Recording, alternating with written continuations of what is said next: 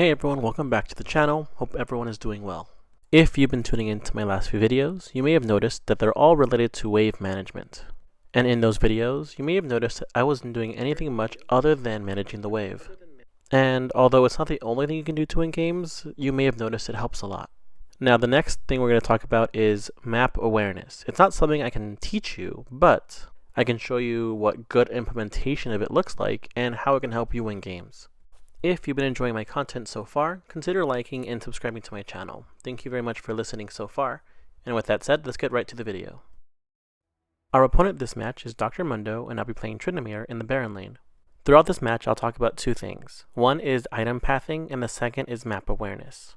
This can start either at champion select or in the loading screen. As we notice, we have a Dr. Mundo, which means we need to figure out a way to cut his healing off. At the start of the match, it's going to be Ignite, but it has Grievous Wounds. At the end of the match, it should be items, like Executioner's Calling for ADCs, Oblivion Orb for an APC, or Bramble Vest if you're a tank.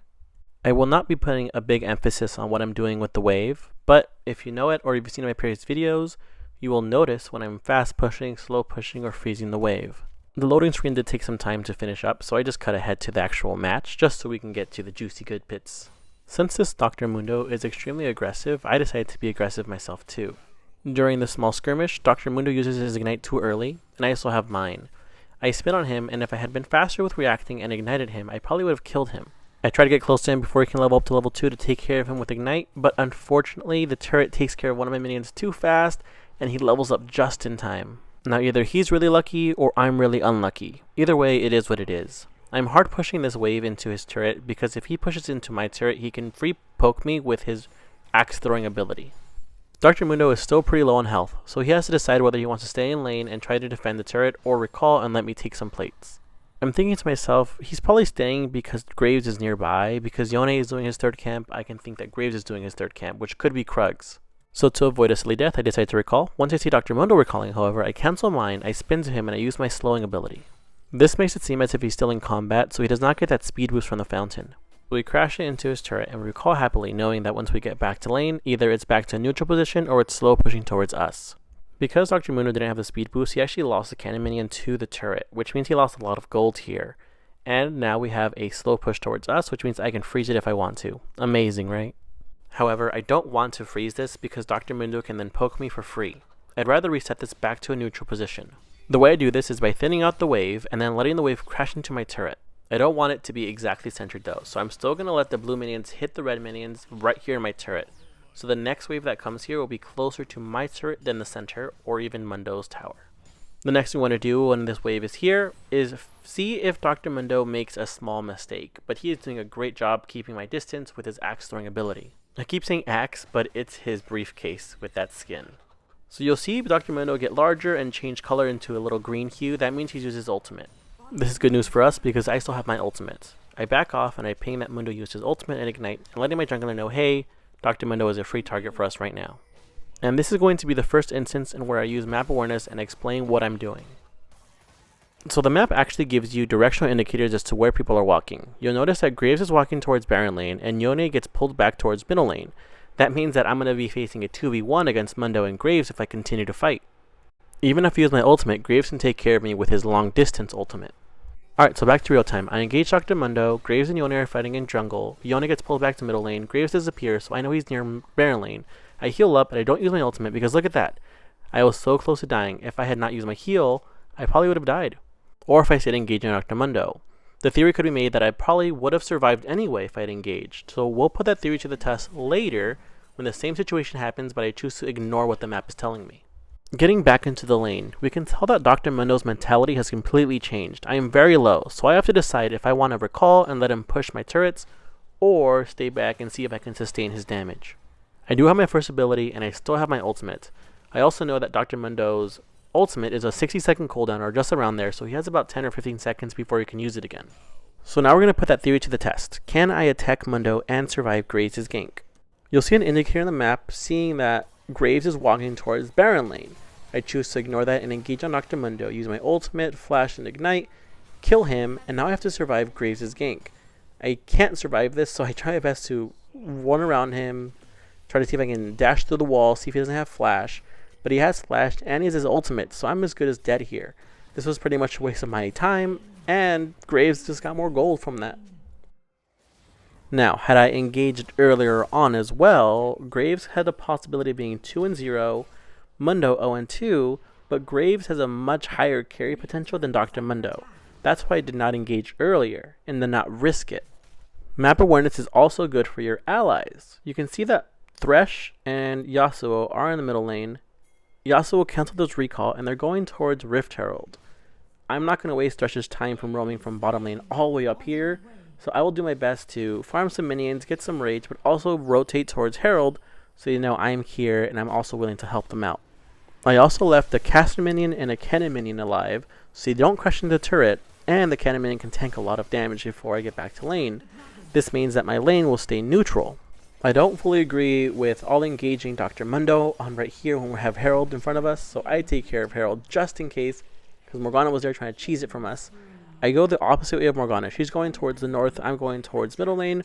If she wants to fight, she can fight. Graves just took care of Dragon, so I drop Rift Herald, grab from plate as fast as I can from middle lane, and if we can take it, we can take it. Awesome.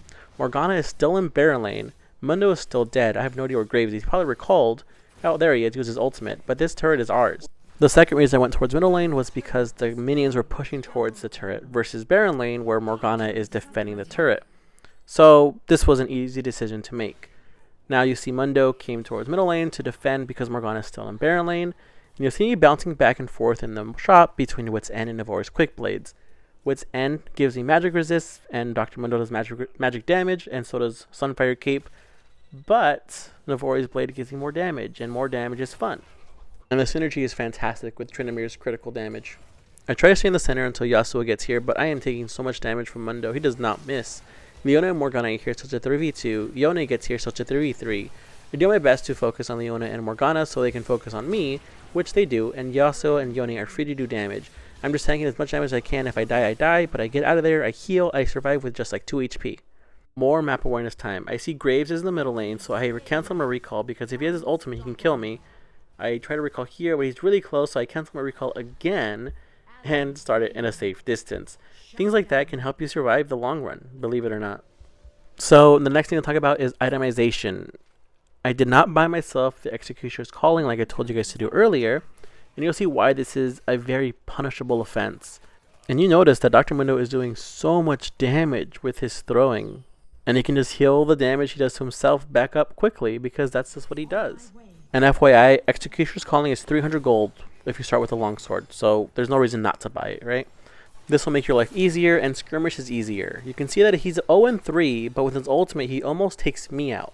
Thankfully, I didn't use my ultimate, but it was really close. 1v1, he probably would have won. Itemization is really important here, you guys.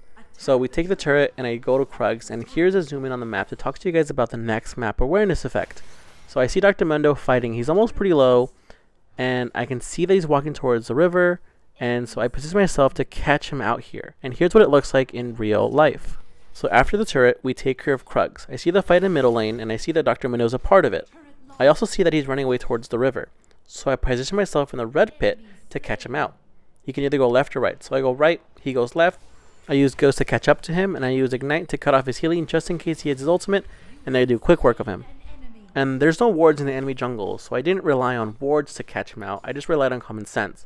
So I'm running from the middle lane towards the river and towards the jungle. So I'll find him there somewhere, you know? So the next idea is talking about rotations that also has to do with map awareness. I go towards Dragon Lane because there's going to be 2 waves of minions crashing into this turret. I'd rather let my cannon minions survive and also wait for the next wave of blue minions to come through to push against the red minions. Next thing I do is collect the extra red buff from the jungle, and I go towards middle lane because there's a fight happening. Just by looking at the map, I can tell that Caitlyn is going to be an easy target. Mundo is not tanking for her, and Leona is dead. Thresh catches her, we all kill her, and then we jump Mundo. The 4 of us make quick work of him too. Then I proceed to rotate towards Rift Herald. You'll notice that I don't spin directly onto Rift Herald, but onto the side. I don't want to cause aggro and let it crash into the walls because its weak spot is behind it. It makes it hard to hit it when it crashes into the wall. We do quick work on this, and I go back to my lane, which is extra money for me. Hooray! If you're still watching and you're enjoying the content, consider liking and subscribing to my channel. I do a lot of cool things like this every week. Coming up is going to be another wardless kill on Caitlyn. So let's zoom into the map and talk about it. And all because I wanted the red buff. So I see Caitlyn going towards the jungle by herself. Leona was going, but she decided to recall. I checked the red buff, it's not there, so Caitlyn has to be doing raptors. I let Leona finish her recall, I spin and I see Caitlyn. So in real life, let's check it out. So on my way to red buff, I see Caitlyn entering the jungle. Leona is going to recall here, and I wait for her to recall so I can see where Caitlyn is. She's not at red buff because it's gone, so she has to be at raptors. So see Morgana and Graves in the middle lane, so when I'm engaging Caitlyn, I'm forcing her away from her teammates. Thankfully, she walked away from them, and I spun away to safety. So these are the reasons why I'm saying I can't really show you how to do map awareness. I can show you what it looks like. I can't tell you do A, B, and C and you'll be good at map awareness. It just has to happen intuitively.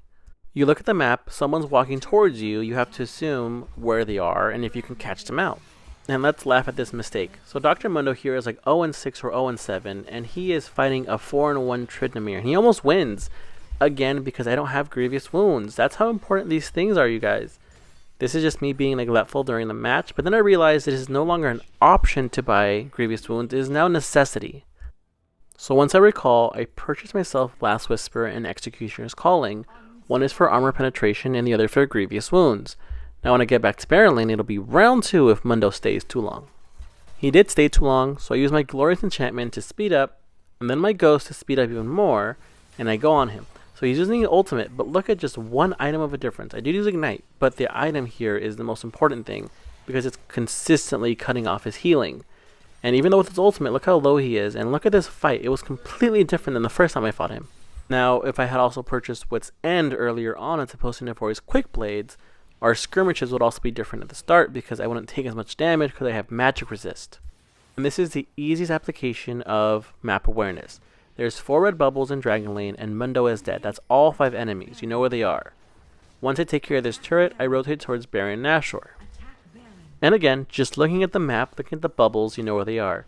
Leona and Caitlyn are in middle lane. You see Morgana and Graves in Dragon Lane and Mundo in Baron Lane. That means no one's going to stop us from taking Baron.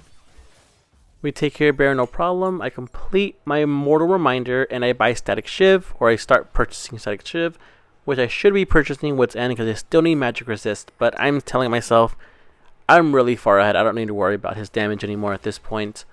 And you'll see with Baron buff and with Mortal Reminder, he goes down fairly easily, except for the fact that he breaks my ankles here with Flash. Boom, he's out of there. What a beast. And coming up last is going to be the last example of map awareness we have for this match, which has to do with a long distance snipe on Caitlyn. And it all has to do with the fact that I see them fighting between middle lane and Dragon Lane, and Caitlyn is all alone. So I zoom in so you guys what I'm looking at. I see Caitlyn and Graves are fighting. Caitlyn decides to get really close to Graves and there's no one behind her, so I know she's all alone. So I go behind her and we do quick work on her. So zooming back out, I'm back at Baron Lane. Mundo is defending this turret, so I rotate towards middle lane. I see Graves and Caitlyn fighting. I have no idea where Leona is, but she's not defending her ADCs. Caitlyn is out of position now, and boom, she's good as dead. Now we rotate towards the turret. Oh, there's Leona. A little bit too late to take care of Caitlyn, but now this turret is also ours. And with that, it is good game. This is the final push that we have. Mundo is recalling, which, you know, it doesn't really matter. 4 of them dead, so only Mundo can defend, but there's 5 of us here, so, you know, at the end of the day, it's a GG. I hope you guys learned something in this match. I tried my best to make it as entertaining and also as informational as possible. Now, the climb this season has been really slow for me. I haven't played as much as I would like to. Just been busy with other things. But I am doing my best to post these once a week, so I hope you guys are learning something, and I hope you guys are enjoying these. Please don't forget to like, subscribe, and comment any questions you have below. I'm happy to answer them, and I'm happy to talk to you guys. And with that, this is the end of the video. Thank you all for watching so much. I'll talk to you all later. Have a great one.